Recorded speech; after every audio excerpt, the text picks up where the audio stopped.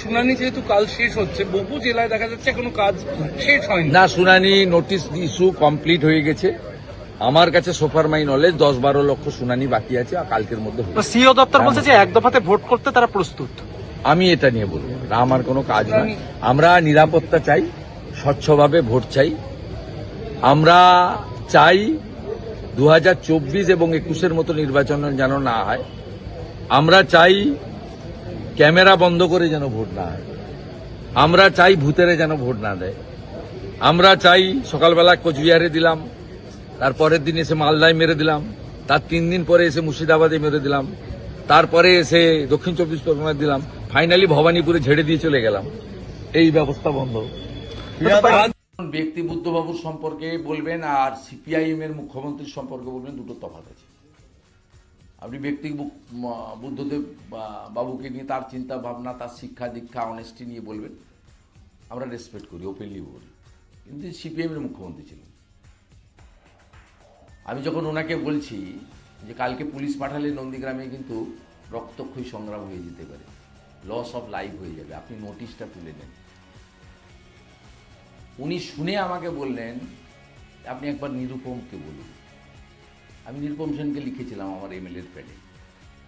সেটা নন্দীগ্রামে যে জাজমেন্ট দিয়েছিলেন জাস্টিস সুরিন্দর সিং নির্ঝর, সেই জাজমেন্টটা আমার এমএলএ প্যাডের আগাম আশঙ্কাটা অ্যানেক্স করে দিয়েছিলেন। যারা পুরনো সাংবাদিক তারা জানেন। তখনই আমি বুঝেছিলাম বুদ্ধবাবুর হাতে সিপিএম ছিল না। সিপিএমটা লক্ষণ শেঠ, সুশান্ত ঘোষের হাতে ছিল। সিপিএমটা শ্যামল চক্রবর্তীর হাতে ছিল। সেই কারণে বুদ্ধবাবু ব্যক্তিগত আলোচনায় কি বলতেন সেটা কার্যকর করার ক্ষমতা তার ছিল না। আর তিনি একটা সময়ে, আমি যখন ছাত্র রাজনীতি করি তখন বিদ্রোহ করেছিলেন, চোরেদের সরকারে থাকবো না। পরবর্তীকালে আবার ফিরেও এসেছিলেন। তিনি যদি বিদ্রোহ করতেন তাহলে বলতে পারতাম বুদ্ধবাবু ঠিক ছিল। বিদ্রোহ তো করেননি। ওনার ভাবনা যখন আলিমুদ স্ট্রিটে রিজেক্ট করতো, সেই ভাবনাটাই কার্যকর করতো। ওনাকেই সাইন করতে হয়েছে পুলিশ মন্ত্রী হিসেবে পুলিশ ফায়ারিংয়ে। অস্বীকার করবেন কি করে? ডিজি তারানিয়া, অরুণ গুপ্তা, এন রমেশবাবু, তারা নেতৃত্ব দিয়েছেন গুলি করার ক্ষেত্রে। সাইন তো, অ্যাপ্রুভাল তো নিতে হয়েছে পুলিশ মিনিস্টারের কাছে, তিনিই ছিলেন। তাতে ছাড়ুন, যিনি স্বর্গে গেছেন। তিনি ব্যক্তিগত জীবনে অত্যন্ত সৎ মানুষ ছিলেন, অত্যন্ত শ্রদ্ধেয় মানুষ। ব্যক্তিগত জীবন ছেড়ে দেন। আপনি যেহেতু তুললেন এই প্রসঙ্গে আমার আর কোনো বক্তব্য নেই। मैं हिंदी लो लूंगा, 10 मिनट है, मेरा मीटिंग है। না বলবো না, আপনি আর্কাইভ দেখে নেন ওই মিডিয়াগুলোতে। এবিপি আনন্দকে দেখে নেন, মাননীয় উজ্জ্বল বাবু নাম করেই বলছি, তিনি প্রশ্ন করেছিলেন এই ব্যাপারে যে আপনি বামফ্রন্টকে চোর বলছেন, তাহলে আপনার বাবাও চোর। এটা দেখে নেন ভিডিওটা প্লিজ, রিকালেক্ট করুন। তৃণমূলের অনেকেই মমতা ব্যানার্জিকে তার মা বলে বলেন, প্রকাশ্যে বলেন। খারাপ কিছু নয় তো, যে কোনো নারী শক্তিকে, বয়স্ক প্রবীণাকে দিদি বা মা বলা খারাপ নয়। আমি সেই অর্থে আমার গুরুদেব, আমার রাজনৈতিক আদর্শ দেশের প্রধানমন্ত্রীকে তার সৈনিক বলতে গেছি। তাকে অপব্যাখ্যা করতে পারেন, এতে কিছু হবে না। উদয়ন গুহ 2 বার হেরেছেন, এবারে হ্যাট্রিক করবেন। পশ্চিমবাংলার বিশিষ্ট বাঙালিদের ওদের সুরে কথা না বলার জন্য রিটায়ার্ড জাস্টিস অশোক গাঙ্গুলি থেকে শুরু করে আজকে ডক্টর অশোক লাহিড়ী পর্যন্ত এই আদর্শ শিক্ষিত, উচ্চশিক্ষিত, ভদ্র বাঙালিদের বারে বারে অপমান করেছেন। কারণ এরা জিহাদি সংস্কৃতি, জঙ্গি সংস্কৃতি, মূলত আরবি সংস্কৃতিকে ফিরিয়ে আনতে চান। তাই ক্লাস 7-এর পাঠ্যপুস্তকে আকাশের জায়গায় আসমান, জলের জায়গায় পানি, কাকা নয় চাচা, কাকিমা নয় চাচি, দিদি নয় আপা, পিসি নয় বুবু, এই আমদানি করছেন। এগুলো ভারতীয় সংস্কৃতি, বাংলা সংস্কৃতির সঙ্গে বেমানান। আপনাকে বলি, উনারা যে আন্দোলন করছে তাদের নৈতিক সমর্থন আছে। আমরা অনেকেই, বিজেপির অনেক নেতৃত্ব, আমি সহ, সংগ্রামী যৌথ মঞ্চের বিভিন্ন কর্মসূচিতে গেছি এবং বিজেপি অনুমোদিত কর্মচারী পরিষদও এই যৌথ মঞ্চের মধ্যে আছে। সিপিএম পালিয়ে গেছে এপিটিএ, এসইউসি মমতার বিরুদ্ধে লড়বে না বলে অনেক আগে পালিয়ে গেছে, কিন্তু বিজেপি যায়নি। বিজেপি ওখানে গিয়ে ভোটের কথাও বলে না। তো সামগ্রিকভাবে সুপ্রিম কোর্টের রায় কার্যকর করার দায়িত্ব রাজ্যের।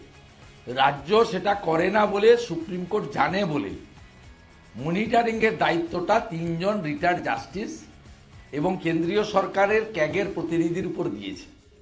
আমার মনে হয় এর বাইরে এটা নিয়ে আর কিছু ভাবার দরকার নেই। ওনারা একটা সিম্বলিক জাজমেন্ট পৌঁছে দিতে গেছেন, সেটাতে বাধা দেওয়া অন্যায়, আর পৌঁছে দেওয়াটাও সঠিক কাজ, সেটাকে আমি সমর্থন করি। কিন্তু এই রায়টা ওনাদের রিভিউ পিটিশনের পরে, কারণ এর আগেই 25% দেওয়ার রায় ছিল, ওটা দেবে না বলে ভোটটা পার করাবে বলে রিভিউ পিটিশন করেছিল। তার দীর্ঘ শুনানির পরে ফাইনাল জাজমেন্ট এসছে। অর্থাৎ এখানে রিভিউ পিটিশন করতে পারে, 26,000-এর মতো পরিণতি হবে আমার যা ধারণা।